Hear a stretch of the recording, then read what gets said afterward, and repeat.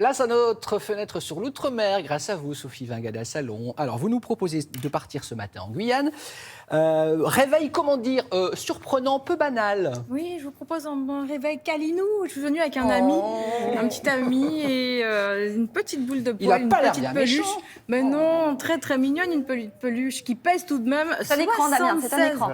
Ah, c'est vrai. Mais j'adore tellement les animaux que j'avais oublié. Maya. Merci de me le rappeler. oui, Merci. Pardon, Sophie. Donc c'était un réveil un peu câlinou, puisque en tout cas lui il pèse 76 kilos et ce n'est pas un gros chaton, on l'a vu, hein, c'est un jaguar qui se promenait le long d'une plage de Rémire-Montjoly dans l'est de la Guyane, quand soudainement ce jaguar s'est réfugié dans le jardin d'un particulier. Et la suite, c'est Catherine Bouteille et Clotilde Séraphin-Georges qui nous la racontent.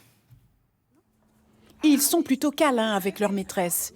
Mais face à un jaguar, l'instinct de chasseur de ces Jack Russell Terriers s'est réveillé. Le félin a osé rentrer chez eux, sur leur territoire. Les chiens n'ont pas hésité à lui faire face. Le jaguar, surpris, a trouvé refuge dans le manguier, suivi par l'un des chiens. Ce type d'intervention est inédit chez un particulier avec un jaguar. Très rapidement, toute une logistique a été déployée par l'Office français de la biodiversité, une opération dirigée de chez un voisin. Les vétérinaires de ville sont arrivés les premiers sur les lieux. On n'a pas le port d'armes, donc on ne peut pas tirer l'anesthésique. Donc on prépare les seringues et après c'est l'OFB qui sont des gendarmes de la forêt qui ont le droit de tirer. Il faut que le tir soit juste et puis il faut que la pression d'air qui va injecter la dose soit suffisante. Parce que s'il n'y a que la moitié du produit qui rentre, ça ne va pas l'endormir, ça va juste l'énerver.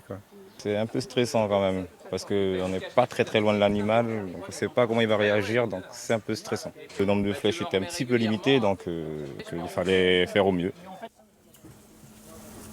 Le jaguar touché mettra 20 minutes à s'endormir. Il aura fallu 2 fois plus d'anesthésiant que pour un rottweiler. Ce carnivore attaque rarement l'homme, mais difficile de prévoir sa réaction. Très vite réveillé, il sera d'ailleurs endormi. L'animal est équipé d'un collier GPS qui permettra de suivre ses déplacements. La dernière capture d'un jaguar dans la zone remonte à 10 ans vers le Rorota. On se trouve un petit peu sur le territoire du jaguar parce qu'en Guyane, on a des grands corridors forestiers et c'est une espèce du coup qui est sur tout le territoire, donc aussi en zone urbaine. Le fauve de 76 kg sera relâché à plus de 80 km de là, dans la zone de Petit Saut, où il va pouvoir commencer une nouvelle vie, plus loin des hommes. C'est dingue le nombre de personnes qui ont dû être mobilisées. Et ce petit patou, Oui. ce gros patou de Vous Poussino, avez était dit, trop c'est mignon. tout mignon.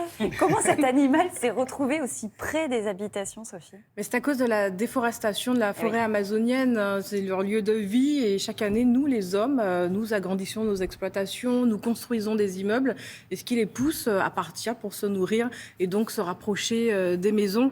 Les images que vous allez voir à l'écran ont été filmées grâce à des photopièges que les particuliers peuvent installer chez eux car les jaguars s'attaquent aux élevages des agriculteurs comme ici dans la commune de Matoury, non loin de Rémire-Montjoly.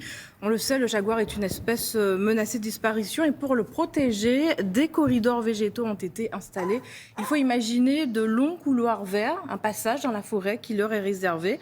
On en est arrivé là, et l'Office national de la chasse et de la faune étudie aussi le comportement de ces animaux. Ils sont tracés avec des colliers GPS, on le voit, c'est tout un dispositif. Et le but, bien sûr, c'est de faciliter et d'améliorer la cohabitation avec l'homme. Et ce que montrent ces images nocturnes, c'est que c'est vraiment pas rare. Non, ce n'est pas rare du tout. C'est pour ça qu'il y a tout un dispositif quand même pour les protéger et protéger les animaux des éleveurs. Vous nous donnerez des nouvelles parce que je me suis beaucoup attachée à cette Bien sûr, mais je suis venue avec, donc je lui dirai. Merci beaucoup.